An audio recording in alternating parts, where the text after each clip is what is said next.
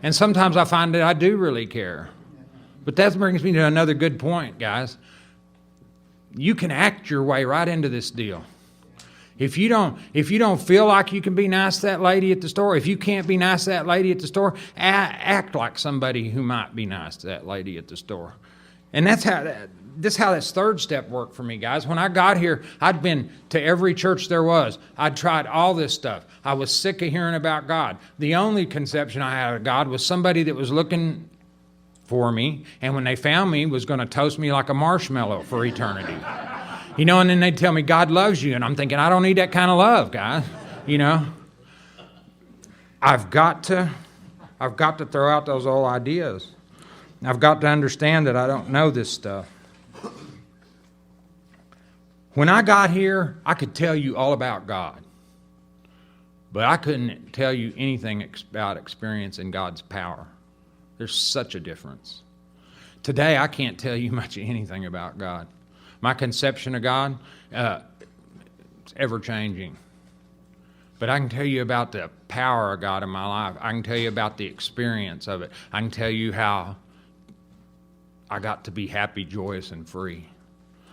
I can tell you how life has changed, regardless of my present circumstances. I lost my first sponsor, died when I was 9 months into this deal. I've got kids with this disease. I've watched them almost die. I've had some horrible things happen to me in sobriety. And you know what? God has been there through every bit of it, and I haven't wanted to take a drink, guys. And I've remained pretty peaceful through it all. Oh, there's times, but the bottom line is I can be happy regardless of my present circumstances. The book tells me that. This is the how and why of it. First of all, we had to quit playing God. It didn't work. See, I don't have to figure out what God is or even believe in Him at this point. I just got to quit playing God. I just got to figure out that I can't play God anymore.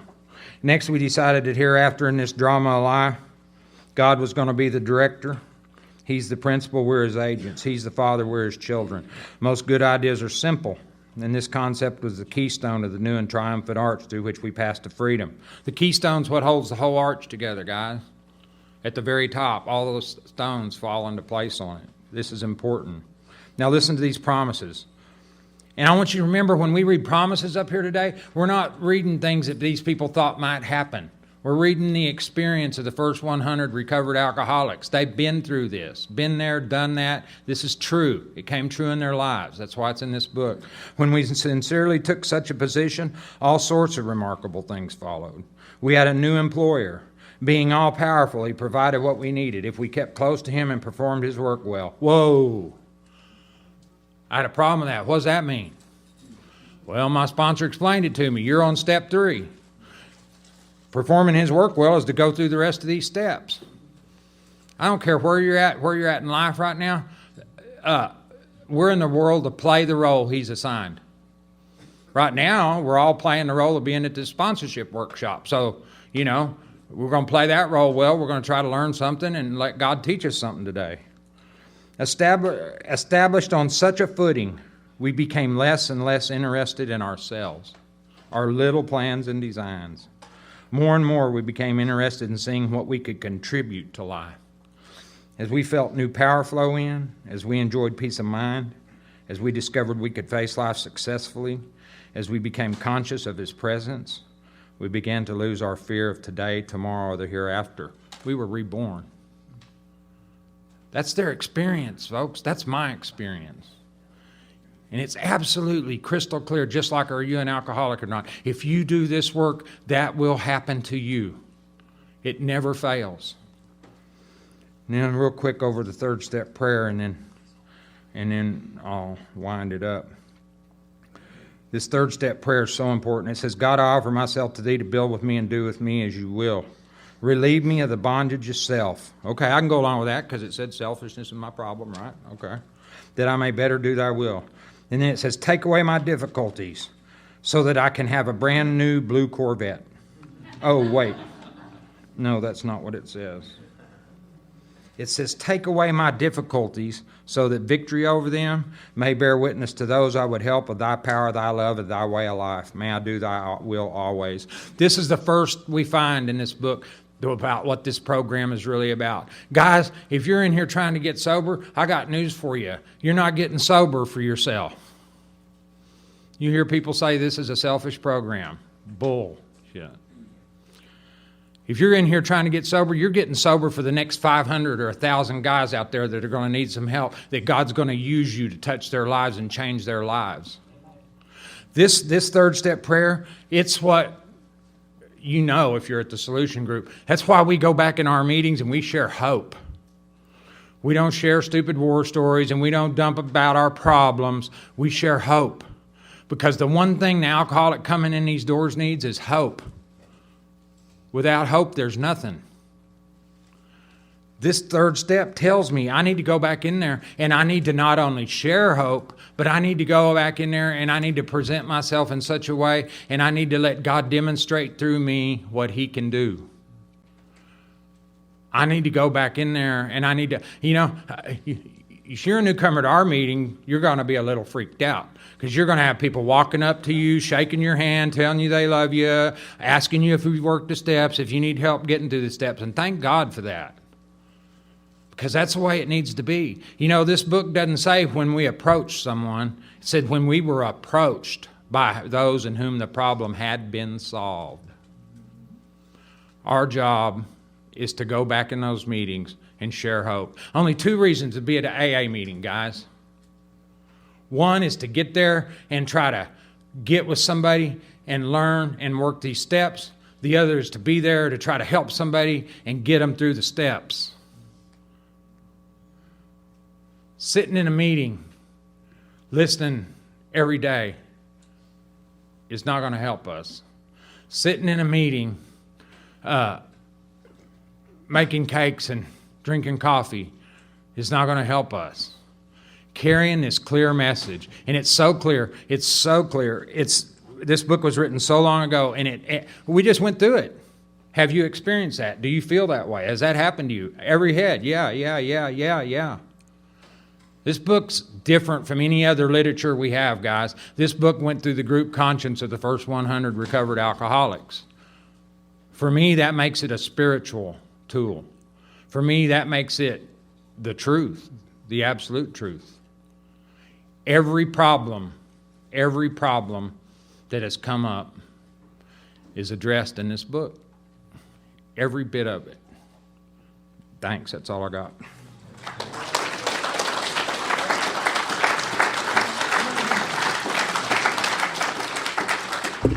Awesome, thank you. Before we go on break, real quick, how many of you are thinking about, would like to possibly purchase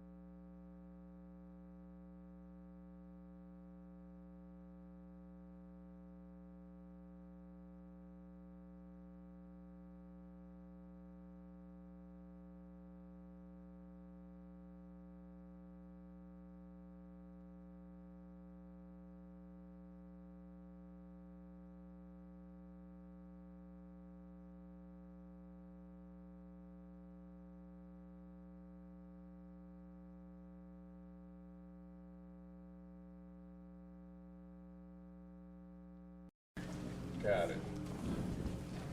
You're up. Everybody make it back? All right. My name's Chris Raymer. Very grateful recovered alcoholic. Appreciate y'all being punctual. We'll keep this thing on schedule. Maybe. One of the there's 2 places in the steps that we have a tendency to lose newcomers. Some of y'all can identify with this probably. One is after a third step prayer. between the third and the fourth step, well, they'll drop by the thousands. I don't know what's up. And then after we do 6 and 7, before we start, while we're working on the 8-step list, we'll lose them there. There's somewhere along the line, we got this idea about taking our time to do this work. There's some other fellowships out there, some sister fellowships that really emphasize that go slow, go slow, go slow. Bill Wilson wasn't talking about that in the book. And I die and go to heaven. First thing I'm going to do, I'm going to go have a talk with him and hopefully ask him why he didn't make that a little clearer in the book. I mean, I could help him with this. In some of his future endeavors. Because I'm sitting around, again, at what point did we get to a place where we figured it was okay to let the newcomer ask the questions? I mean, the newcomer eventually needs to ask one question, which is, how are you staying sober? How did you do it? And then it's our job to reel that little knucklehead in. I mean, get him in the boat and help him with this information. There's a line in the book that talks about you can go too fast, you can put. I can absolutely appreciate that, guys. But Bill Wilson and Dr. Bob were sponsoring fools. Nobody took longer than 30 days to work the steps back in the day. You can read any history book out there on Alcoholics Anonymous, and they'll tell you. I mean, Wally P's got his stuff with his 4 little 1-hour sessions. Clarence Snyder was working them through in an afternoon. And it had taken a day to work them through the steps. Dr. Bob sponsored over 5,000 people, undisputed. He wasn't sponsoring like some of you guys. We sit and we meet every week, and we go over. But that's so cool. If you want to read the book with them every week, our meetings up in Ingram, we have a big book study, and all our meetings come out of the literature. So we're pretty much stuck in that literature. If a newcomer comes in, we're going to get him through the work. But there's a thing about like cherry picking the work, and that's why I got these little outlines so that you guys can get them through at a pretty good clip. I think Jerry made a great point. We watch a lot of people. I'm working on step 2. I'm working on step 2. It's one fucking question.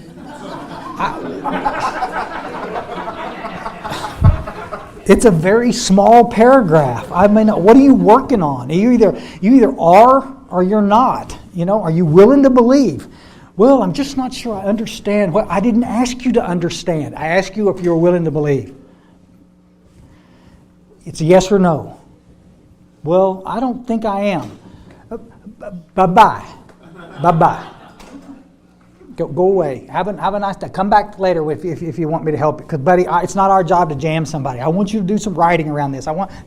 If you want to do it that way, that's fine, guys. But I'm telling you, we're losing them. Remember the stats we put. We're losing them because they're not staying sober. That little window of opportunity is going to stay open just so long. How many of y'all remember that time where you had a little period of time, you came in, sitting in a meeting, and you realized, God, I'm feeling good, and I can do this. This is going to be good. That little window's open. Y'all find, depending on how far the illness has progressed, and then pretty soon that window starts shutting, and then pretty soon it's like, now I'm all these crazy thoughts. My head starts telling me, you could probably smoke a joint. Oh my God, it's everywhere.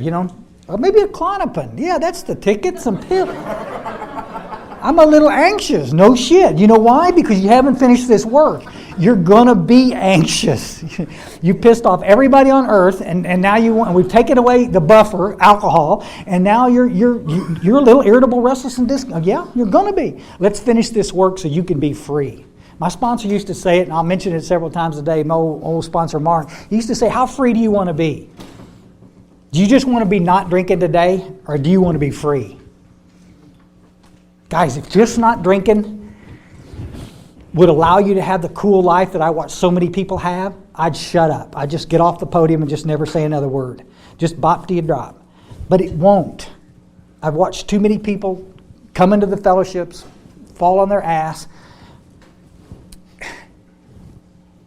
and then have some old timer sitting in the back. I knew the little one-eyed some bitch didn't want it. Oh, okay.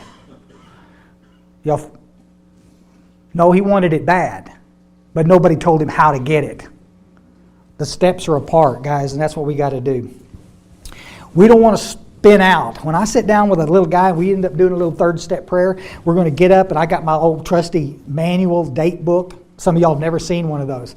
They're pretty good. They got little calendars in there, and it's all paper. You can do it on your phone, guys. You just open that little knucklehead up and just say, okay, we just did a 3rd step prayer. We're going to launch out on a course of vigorous action. Let's see, I'm going to give you a week. We got a week, and you'll have that 4th step done. All right, and some of you grind your teeth. Well, it's too quick. That's too slow. But I'm going to give you a week. Yep. And if the guy can't, he's got work, he's got family, he's got kids, he's got this, that, and the other, whatever. Listen, I'm flexible. You need 7 days, 8 days, 9 days? You need a couple of weeks? We can do that. But I'm going to set a date now, and I'm going to have my little butt ready to do a fifth step when you get this thing finished. If I give you 6 months, 5 months and 29 days, you're going to be at home writing like a sunbed. Just bam, bam, bam, just getting this thing knocked out. The longer I give you, I hear people all the time, and usually, I heard a counselor one time, there's so many people that relapse around the 4th step. It's because we let you sit in that crap too long. Write the stuff down and let's move on. It's one of the 12 steps. Let's get it done and move on. I just don't have time to go into it, but the idea is to try to get this. It's an inventory is what we're looking at. This is not a life story. You know who screwed this up? And again, as I'm part of the industry, the treatment centers are the ones that mess this up. So we want you writing. What do you do in treatment if you don't have anything else to do and they've run out of crap to do with you? It's just work on your 4th step. Oh my God, that's just so good. You just keep working. I had a counselor one time say, if you don't have at least 300 names on your inventory, you're not doing a thorough inventory. What are you, Damien? What, you hated you hated everybody on earth? What do you need? You're going to have to do the writing around this stuff, guys. Why put it? If you haven't thought of that person in 20 years, don't be ridiculous. There's no reason to write that person down. There's no reason. Y'all got enough current crap to deal with to keep you really, really busy for a bit. Would y'all agree? Okay. I'm making my list. I'm thinking. No. You sit down and say, God, show me the people I'm pissed at. And then you write the people, institutions, and principles you're pissed at. And when the names stop, you start on the second column, the cause. Why am I pissed at that person? We want you to be very clear what that's about. Y'all know people, institutions, and principles. Y'all, is it the people, institutions, groups of people, principles, ideas that cause me problems. I'm a big, political junkie. I've got plenty. Good heavens, I got plenty to deal with there. Cause, we want to avoid words like always and never, because that's never the truth. Y'all find, she was never there for me. That's not true. Often when I needed her, she wasn't there. Put that down. Make sense? 4th column is going to be real simple, folks. Real simple. The 3rd column, it affects my stuff. There's from 64 to 21 are the pages that this stuff's on. And there's an area that explains specifically, and again, I've got those in the outline, specifically areas that are affected by these resentments. My pride, my pocketbook, my self-esteem, personal relations, sex relations. The things that were affected, I just go to every one. My wife, she cheated on me. Did that hurt, threaten, or interfere with your pocketbook? Did that hurt, threaten, or interfere with my self-esteem, my ambition, my pride? And you just go down and make a little list. Boom, boom, boom. On that 3rd. And then the 4th column is real simple, guys. We stop. The book is really clear. We're going to stop looking at how we were hurt, and then we're going to start looking at my mistakes, not my part. I've made that mistake from the podium. And somebody, I guarantee you, points it out pretty clear. Bill Wilson did some great writing around it. My mistakes in the deal. If this person hurt me this much, and I've had some mistakes involved in that was this much, I can get free of the resentment. If I can't see that I played a piece of this, I won't get free. Guys, if you don't hear anything else I say today, I want you to hear this. Because I see it in treatment until the cows come home. I see it in my AA groups with the guys I sponsor. Victimized people get sober every day. Victims don't. Did y'all see it? Guys, you can't stay sober and remain a victim. Can't. But we're not saying anything to even allude to the fact that you should just forget the things that happened in your past. Guys, y'all get tweaky with me sometimes from the podium. Y'all get a little edgy with this about when we start asking you about to look at this from a place of mercy instead of justice. There's one great big knucklehead bigger than me that gets to judge everybody, and I'm get out of the judging business. I want to be in a place where I can not have to do that. God, when I got sober in 1987, folks, I was a card-carrying member of every hate group out there. And I mean, who am I to think that I am better than anybody on earth? That's what happens to us when our ego gets so big. Have you all ever noticed that you go into any group, it's happening in here, I guarantee you, with some of you in here. You're either better than everybody in here or you're worse than everybody in here. Y'all follow? You're either fully, or you're the victim looking down at the ground. I don't know why I'm even here. This is not going to work. Yeah, you're right. With that attitude, it probably won't. By working the 12 steps, what happens is you get to get centered in the middle of this. We're not going to be able to get rid of your ego, folks, but I guarantee you, if you'll finish a 4-step and do it the way it's supposed to be done, I write out of the book, and there's thousands of ways to do it. I don't give a rat's butt which way you do it. I'm not this technician. You've got to do this, you've got to do that. I'm just saying follow the directions as close as you can out of the book, and it'll change you forever. One day, within weeks after getting this, and I'm dumping this 5th step, and I leave that room and I realize that I'm not better than anybody on this earth, and I'm not worse than anybody on this earth. I just want to be your buddy. I just want to be a friend. It changed my life forever. Not drinking didn't do that. Doing this work did.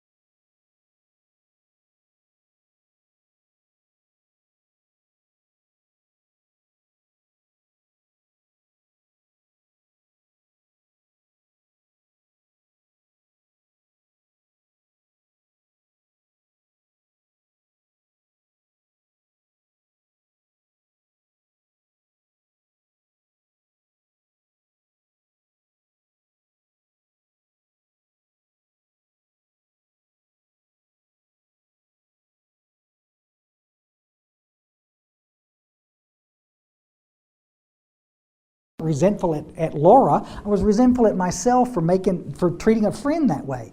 There's a lot of this stuff, guys, from your 8-step amends that's going to come out in this spot. Put your name on the list and move across. Make sense?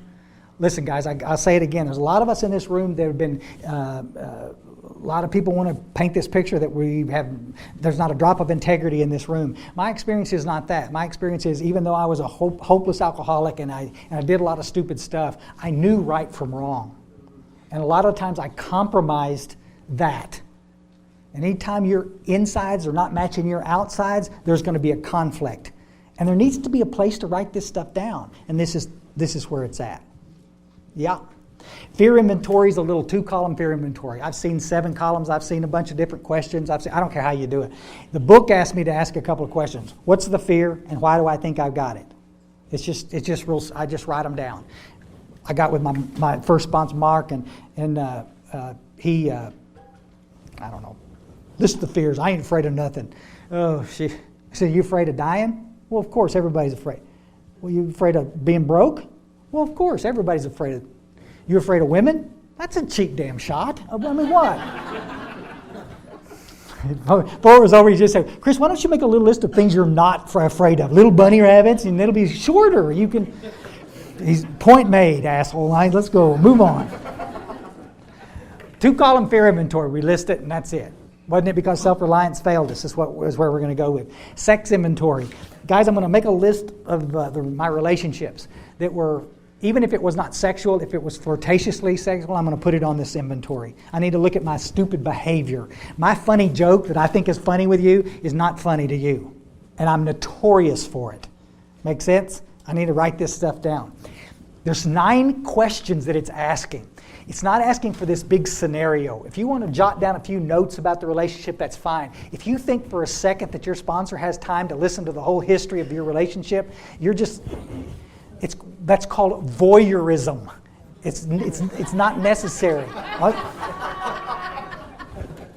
And then we both put chicken suits on, and then we go back. I don't care. There's 9 questions in there. Where did I unjustifiably arouse jealousy, suspicion, and bitterness? Where was I wrong? What should I have done instead? It's asking some specific questions about what I did. If I was doing an inventory of my sex inventory, and I did it the way the book asked me to do, I could sit down with you and do a 5th step, and we would never blush. This ain't about pokey, folks. This is about treating God's kids disrespectfully. Y'all follow? I mean, I've had guys just get giggly excited. Oh, good, now we get to talk about the girls. I said, "Boy, buddy, this is gonna be tough because I'm fixing to eat your ass. This is not." And you just want to ramble on and talk about this, about, oh, yeah, how you treated your sister on this earth. No, we're not going to play. I've stopped them and had, I've got a girl that can listen to this part of your inventory. I guarantee you your tone will change. If you're doing it the way it's supposed to be done, folks, we're talking about behavior. We're not talking about sex. Stop that nonsense. Guys, I believe that guys sponsor guys and women sponsor women. I'm not suggesting, I'm saying it's perfectly, if you were doing it the way it was supposed to be done, this is not controversial at all. I'm still getting down to causes and conditions. Y'all follow? Got to stop treating God's kids that way. I mention this real quick while I'm here. A lot of people out there in Alcoholics Anonymous are big on this no dating. No dating for the first year. Again, this is stuff that makes us look like a stupid cult. No dating for the first year. Why? It's got nothing to do with nothing. If you're doing what you're supposed to be doing, you're working the 12 steps, and you want to date. I don't give a... But we know there's a problem if you start putting that in front of everything else. Y'all follow? But we're painting this picture that you can't date. We're painting this picture that she somehow has got the problem. I hear it all the time. Come back. Buddy, you're back in treatment. What happened? Oh, well, I met this girl. That's a lie. That's bullshit. Stop right there. Stop it. It had nothing to do with that girl. It had to do with you not finishing the work. Because once you finish the work, then you go do what you want to go do. Y'all see it?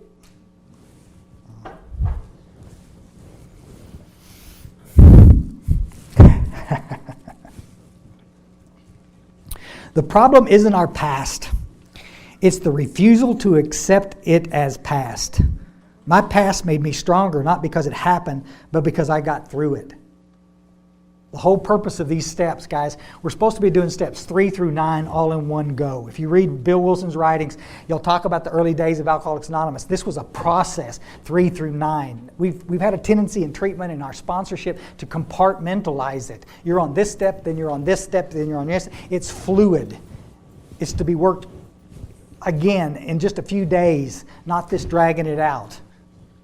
I want to get you through this stuff so that you can come back in the meetings just like Jerry was talking about and help somebody else. That's the whole purpose why we're doing this. When I sit down with a guy, I sit down with that piece of paper and I'm ready. I got my pencil, I got my cough drops, coffee. We're ready to go. And I get him going. I said, we say a little prayer, ask God into the room, and then he gets started. My job is to make sure he gets to this spot as quick as possible. If he sees his truth, I'm going to go next. We're gonna get through this. If there's something, only time we're gonna stop and talk is if he can't see his mistake, because I'm not gonna let him leave remaining a victim. Not gonna do that, because he can't get sober if that's the case. That's what'll wrap him around the axle downstream. Can't play. We're going to do that. We'll do the fear inventory. We'll do the little sex inventory. We're going to read the little 7-step promises. The 5th-step promises. We're going to give him a big old hug and we're going to pat him on the butt. Y'all follow? It's just, man, it's the bomb.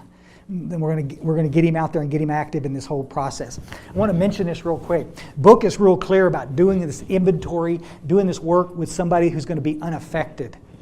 I had a guy that I got sober with back up in North Texas that wanted to do his 5th step with his wife as a bonding experience. Yeah. Y'all are way sharper than he was. This guy was a college educated. He's an English guy. I'll never forget it. We told him, no, we don't. We showed him in the book where Bill Wilson's saying that's not a real good idea. So, well, I'm going to do it anyway. So he leaves. He's not there for a couple of days, which is weird because he's always there at that 6 o'clock meeting. And he came back in 2 days later, and he had his arm in a sling and a big old black eye. And that little wife that he thought was going to bond because of all this stuff was horribly hurt by all of that stuff. Shame on him. Y'all follow? Shame on him. If I'm sponsoring you and I'm on your inventory, you're not going to do a 5th step with me. Or do that part of the 5th step with him. Don't do it with me because it hurts my freaking feelings. I'm going to be affected. Make sense?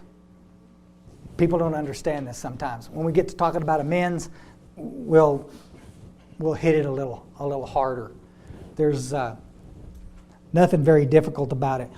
When I sit down with a guy that's never done a 5th step, it usually takes me maybe 3 hours to get a good 4th, 5th step stuff knocked out. I mean, it's the 5th step piece, not a problem whatsoever. This stuff of doing it in sessions, I'm going to do 5 hours today and 5 hours tomorrow. You're just, guys, my little brother, and I'll end up with it. He was talking about on page 62, selfish and self-centeredness. That we think is the root of the problem. Y'all follow?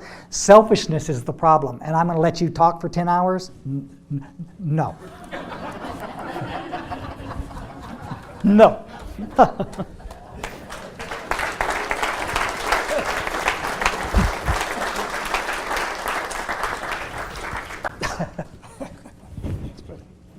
Just to make it clear to all the guys I work with, go ahead and put yourself on your 5th step. Come on. Hey, I want to touch on something. I'm Jerry. I'm a recovered alcoholic. Jerry. I want to touch on something on step 3 real quick that I forgot to say. And that's, when I was at step 3, I was still willing to believe there might be something, but I wasn't convinced and I didn't believe. My sponsor asked me to get on my knees and do that 3rd step prayer with him. And I told him I can't do that. I don't believe. Now, it's okay to be, laugh about some crime I committed 10 years ago, but I wouldn't want to be hypocritical and do a prayer when I don't believe. We got down on our knees and we did it. And then he told me he wanted to do that every day. He wanted me to do that every day. And I said, I don't believe. He said, I didn't ask you if you believe. He said, I said, get out of bed, open the book, get on your knees, and say the words to the wall. Read it out of the book to the wall if you have to. And guess what? That worked just fine. There's so much in this program about taking the actions. What my mind tells me is of absolutely no consequence. My mind has a disease. I need to take these actions. Anyway, step 6 and 7. I'm going to spend a whole lot more time talking about step 6 and 7 up here today than I would ever spend with a sponsee talking about step 6 and 7, actually. Step 6 and 7 is 2 paragraphs in the book. It's 2 paragraphs. So, we finish our 5th step. We go home. We spend about an hour. We don't have to set a timer. We don't have to do all that. We just need to sit down for a while, and we need to go over this stuff. And the first thing it says we do is it says, we thank God from the bottom of our heart that we know Him better. That does not say if you feel like you know God better, thank Him from the bottom of your heart. It's a prayer. I thank God from the bottom of my heart that I know Him better. Taking this book down from our shelf, carefully reading the first 5 proposals, we asked if we've omitted anything. For we're building an arch through which we shall walk a free man. So I review those first 5 steps. I look at step 1, am I a real alcoholic? Do I believe that I have this physical allergy? Does that mental obsession, where am I at with that? Do I know about the spiritual malady? I look at step 2, am I willing? I look at step 3, have I surrendered? Am I giving this up? I review in my mind step 4 and 5. It takes about an hour. I sit with this stuff for about an hour and then I move on. Now we're over on to page 76. And it says we ask ourselves these questions about these steps. And then it says, if we can answer to our satisfaction, we then look at step 6. We have emphasized willingness as being indispensable. Are we now ready to let God remove from us all the things which we have admitted are objectionable? Can He take them now, take them all, every one? If we still cling to something we will not let go, we ask God to help us be willing. Nobody I know wants to hang on to all that old crap, but everybody I know kind of wants to hang on to some of it. Think about that. You know, I want to be rid of being selfish, and I want to be rid of this, and I want to be rid of this, but I might like to hang on to this relationship over here where I'm messing with somebody's wife, or I might want to do this, or I might want to do that. It says if you can't be willing, it says ask God for willingness. It does not say stop right there until you're willing. I move on.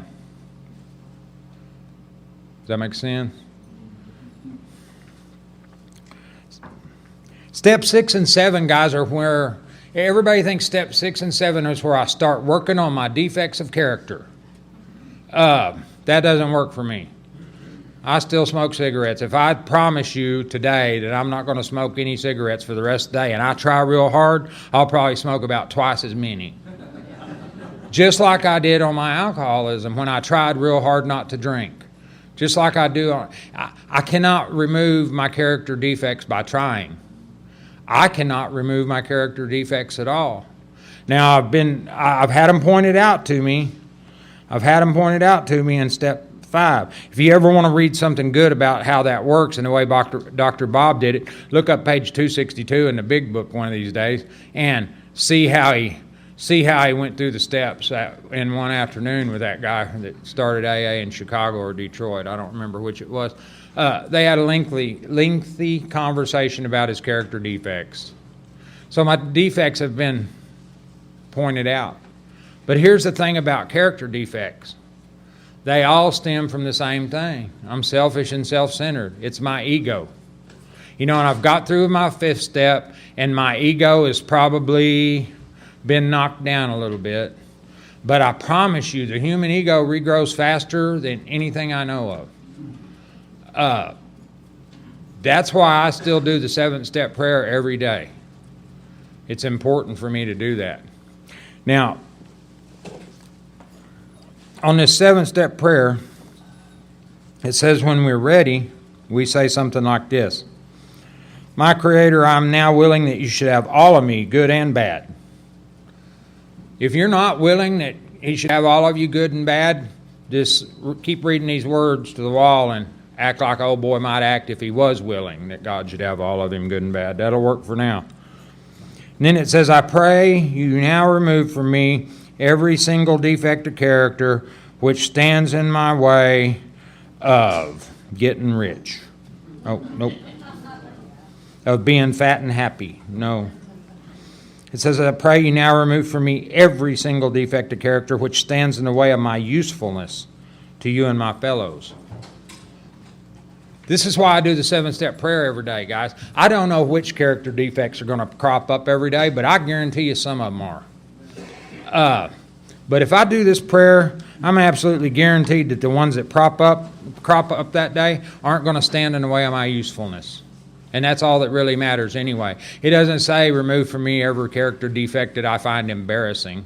It doesn't, I kept trying to be perfect when I first got here. I got to work on that. I can't do this. I can't do that. It's not what it's about, guys. It's about getting up, getting on my knees, getting connected with this power and asking Him to remove it. And then it's going out and live my life. It's about trying to do His will, not my will. What's His will? Well, I'll tell you a real simple thing for me. It really has worked well. I go out and, in early sobriety, and before I got sober especially, but even in early sobriety, I'd go out and I'd just know something needed to be this way. And if there was a door that stood between me and that, I would beat my head against that door, sometimes for a week, sometimes for 2 weeks, till my head was bloody. I'd trying to open that door. And meanwhile, there's a door over here that's open.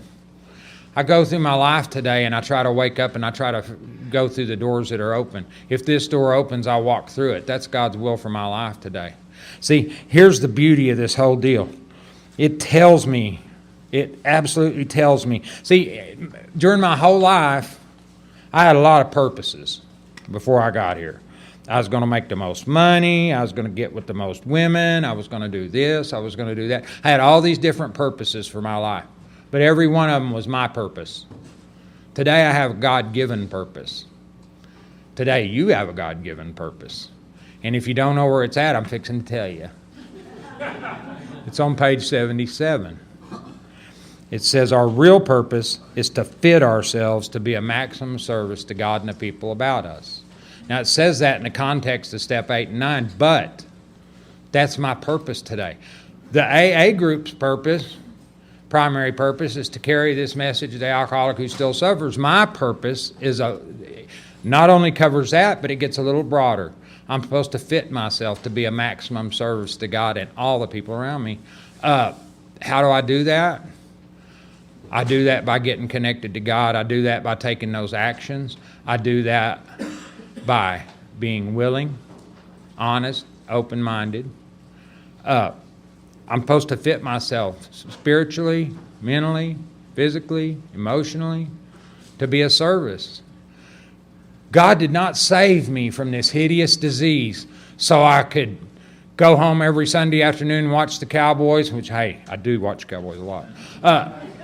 He didn't save me so I could go home and be fat and happy and just lay around. He saved me from this so I could go out and help His kids for free and for fun. I love what... Great book, New Pair of Glasses, Chuck Chamberlain. I love it. I love quoting him. Helping God's kids for free and for fun. Guys, this is where the program starts to take off. This is where the program starts to change my life. I wake up and I ask for these character defects to be removed, and then I go out and try to help people. I go out and try to do the next right thing. I fit myself. It doesn't say my real purpose is to be of maximum service. Because if that was the case, then that'd put me back in control again. I'd be saying, I can be a maximum service over here. I can be a maximum service over here. No, it says I'm supposed to fit myself. God will show me what I'm supposed to do. The drunk will show up. He'll call me at 2 a.m. That's going to happen. How am I going to answer that? What am I going to do about that? Am I going to get my lazy butt up and go to that meeting when I would rather lay around and watch TV? Am I going to take that phone call? Even though I know that guy's wanting to gripe at me about the girl, which we've talked about 4 times already. Am I going to take that phone call? Am I going to do the next right thing? The more actions I take, the more those character defects seem to not appear. It's like everything else in this program. It's like my whole life, guys, my whole life, I thought that I'd go to those churches and everything, and they'd tell me, have faith, do this, do that. And I couldn't find the switch up here to turn on faith. And I couldn't find the switch up here to make me believe like they believed. It was a gray area. You know, this book gives me precise instructions today on what to do. I don't know. I'm still not that big on faith. But today I have experience. Today I have experience, and I'm a big believer in experience. I know now that if I do these things, these other things are going to happen. And they always happen. And there's so much stuff that's gone on that's so unexplained. Is it God or is it God? I don't ask myself that question anymore. I just walk through those open doors. But man, I can't do it. I can't do it by trying to be good. I can't do it by trying not to cuss. I can't do it by trying not to do this. I do it by waking up and getting connected to God. I do it by humbly saying to myself many times each day, thy will be done. And you know what? It doesn't take long. I love how old Mark Houston used to put it. He said, man, I get up and do my prayers and my meditation in the morning. I could head out the door just being a sunbeam for Jesus. He said, and then somebody'd cut me off in traffic. You know, and there we go. And that's how my life is today. And it's okay because you know what? Now I'm aware when I do those things or I think those things. And I say, thy will be done. I'm not running the show anymore. And it draws me back centered. Because if I don't do that, then the first time that guy cuts me off in traffic, I'm going to be mad. That's going to put me in a bad mood. Somebody else is going to do something else. And I'm going to get further and further and further and further from the center. I can't live away from the center, guys. If I live away from the center too long, horrible things are going to happen. Not just to me today, but to a bunch of other people. I got to have them character defects removed every day. Be a maximum service. And then life rocks. That's it. Thanks.